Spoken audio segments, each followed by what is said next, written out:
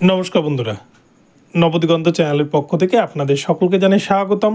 তো বন্ধুরা, আজকে সকালের গুড মর্নিং জানিয়ে আপনাদের জন্য নতুন যে আপডেটটি নিয়ে এসেছি, এই আপডেটটি দেখলে অনেক দর্শক বন্ধুরই হয়তো মন ভালো হয়ে যেতে পারে। তার বেশ কিছু কারণ রয়েছে। এসএসসি 26,000 মামলার কি রায় পরিবর্তন হতে চলেছে। নতুন প্রধান বিচারপতি সুপ্রিম কোর্টে জয়েন করতে চলেছেন আগামী 13 তারিখ। তো সেই প্রধান বিচারপতির বেঞ্চেই কিন্তু এবারে এসএসসি মামলার শুনানি হওয়ার প্রবল সম্ভাবনা রয়েছে। তো তাহলে কি রায় পরিবর্তন হতে পারে, কি আপডেট উঠে আসছে, এই নিয়ে বিস্তারিত এই ভিডিওতে থাকছে। আপনারা সম্পূর্ণ ভিডিওটি মনোযোগ সহকারে দেখুন এবং যারা যোগ্য ইন সার্ভিস টিচার ছিলেন, যারা যোগ্যতার সাথে চাকরি পেয়েছিলেন, তাদের চাকরি ফিরে পাওয়ার এটাই কিন্তু শেষ সুবর্ণ সুযোগ বলা যেতে পারে। তো চলুন আমরা বিস্তারিত জেনে নেব, কিন্তু যারা এখনও চ্যানেলটিকে সাবস্ক্রাইব করেনি আপনারা অবশ্যই চ্যানেলটিকে সাবস্ক্রাইব করে দেবেন। তো বন্ধুরা, আপনারা জানেন সারা দেশের গোটা ভারতবর্ষের ইতিহাসে কিন্তু এটা একটা ঐতিহাসিক রায় যে 26,000 চাকরি বাতিল, যেখানে এত হিউজ পরিমাণের অ্যাপয়েন্টমেন্ট কিন্তু ক্যান্সেল করেছে মহামান্য সুপ্রিম কোর্ট। আমরা ছোট থেকে শুনে এসেছি যে একবার সরকারি চাকরি পেয়ে গেলে সেই চাকরি কিন্তু কোনো দিন আর কেউ খেতে পারে না, কোনো দিনও সেই চাকরি যেতে পারে না। কিন্তু এই তৃণমূল সরকার ক্ষমতায় আসার পর একের পর এক নিয়োগের পরীক্ষায় যে বেলাগাম দুর্নীতি এবং নিয়োগের ক্ষেত্রে যে দুর্নীতি, তারই এগেনস্টে কিন্তু এবারে কলকাতা হাইকোর্ট, সুপ্রিম কোর্ট তারা কিন্তু চাকরি বাতিলের অর্ডার দিতে বাধ্য হচ্ছে।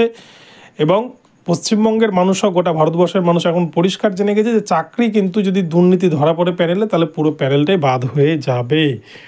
আর সেই জন্যই কিন্তু এসএসসি 26,000 প্যানেলের উপর তার সবথেকে বড় প্রভাব পড়েছে এবং আগামীতে হয়তো প্রাইমারিতেও এই ধরনের ঘটনা ঘটতে পারে, যেটা নিয়ে এখন গোটা পশ্চিমবঙ্গে একটা চর্চার বিষয় হয়ে দাঁড়িয়েছে।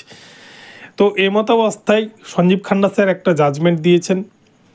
সেই জাজমেন্টকে অনেকে সমর্থন করেছেন, অনেকে সমর্থন করেননি। তো এতে সমর্থন করা বা সমর্থন না করার কিছুই আসে যায় না, কেননা এটা একটা সাংবিধানিক অধিকার। এটা সুপ্রিম কোর্ট, দেশের সর্বোচ্চ আদালত, যেখানে কিন্তু আইন মোতাবেক সমস্ত দিককে মেনটেন করে, সমস্ত দিকের আইনকে দেখে, সমস্ত তরফের ডকুমেন্টস দেখে তারপরেই কিন্তু জাজমেন্ট এসছে। তাই এটাকে নিয়ে সমালোচনা করার কোনো জায়গা নেই। এক পক্ষে বলতে গেলে প্যানেলে দুর্নীতি হয়েছে, তাই পুরো প্যানেল বাতিল হয়েছে। এসএসসি সঠিকভাবে তথ্য দিতে পারেনি, তারা ওএমআর দেখাতে পারেনি, কোনো সঠিক যোগ্য লিস্ট দিতে পারেনি, প্যানেল বাতিল হয়েছে। এর জন্য সম্পূর্ণ দায়ী এসএসসির। তো এই জায়গায় দাঁড়িয়ে এবারে বিআর গাবাই স্যার, তিনি 13 তারিখ কিন্তু জয়েন করছেন। 13 তারিখ সঞ্জীব খান্না স্যারের শেষ কর্মজীবন, তিনি রিটায়ারমেন্ট করছেন তার কর্মজীবন থেকে। এবার বিআর গাবাই স্যার আসলে অনেকেই ভাবছেন যে রায় পরিবর্তন হতে পারে, কিন্তু আমি বলছি এই রায় কিন্তু পরিবর্তন হওয়ার সম্ভাবনা 99.9% কিন্তু নেই। তার কারণ কোর্ট কিন্তু কোনোদিন আবেগে চলে না, কোর্ট চলে কিন্তু প্রপার ডকুমেন্টস। তখনই রায়ের পরিবর্তন হতে পারে যদি এসএসসি সঠিকভাবে যোগ্য লিস্ট প্রডিউস করতে পারে, যদি তারা সঠিকভাবে যে আর্টিকেল 14, আর্টিকেল 16 উল্লেখ করা হয়েছে জাজমেন্ট কপিতে, যে 23 লক্ষ পরীক্ষার্থীর ওএমআরের স্ক্যান কপি দেখাতে হবে, যাতে কোনো যোগ্য প্রার্থী বঞ্চিত না হয়।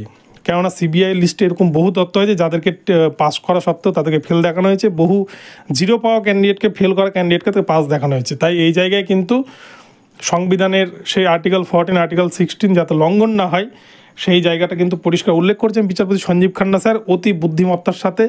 এবং সেই একটা কারণেই কিন্তু এই রিভিউ ফাইল বারংবার খারিজ হয়ে যাবে যদি এসএসসি 23 লক্ষ ওএমআর দেখাতে না পারে। তো বিচারপতি যতই পরিবর্তন হোক, বিচারের বাণী কিন্তু কোনোদিন পরিবর্তন হবে না, কেননা বিচার কিন্তু সবসময় একটা আইনের মধ্য দিয়ে চলে, কিছু প্রসেসের মধ্যে দিয়ে চলে। সেই প্রসেসগুলো যদি রেকটিফাই না করতে পারে এসএসসি বা রাজ্য সরকার, তাহলে এই রায় কিন্তু কোনোদিনই পরিবর্তন হবে না। তাই এটা নিয়ে যারা অনেকে আনন্দ করছেন যে বিআর গাবাই স্যার নতুন প্রধান বিচারপতি আসছেন, হয়তো যোগ্যতায় চাকরিটা বেঁচে যাবে, এটা কিন্তু ভাবার কোনো কারণ নেই। যদি এসএসসি সত্যিই চাকরি বাঁচাতে যায়, তাহলে কিন্তু তাদেরকে 23 লক্ষ ওএমআর স্ক্যান কপি দেখাতে হবে সুপ্রিম কোর্টে, এবং যোগ্য লিস্ট তাদেরকে সঠিকভাবে আলাদা করতে হবে, যাতে কারো কোনো সেটা নিয়ে অবজেকশন না থাকে। তো এই হচ্ছে আপডেট, আপনাদেরকে আপডেটটি জানালাম। ভিডিওটি ভালো লাগলে চ্যানেলটিকে সাবস্ক্রাইব করে দেবেন। দেখা হচ্ছে পরবর্তী ভিডিওতে। সকলে ভালো থাকবেন, ধন্যবাদ।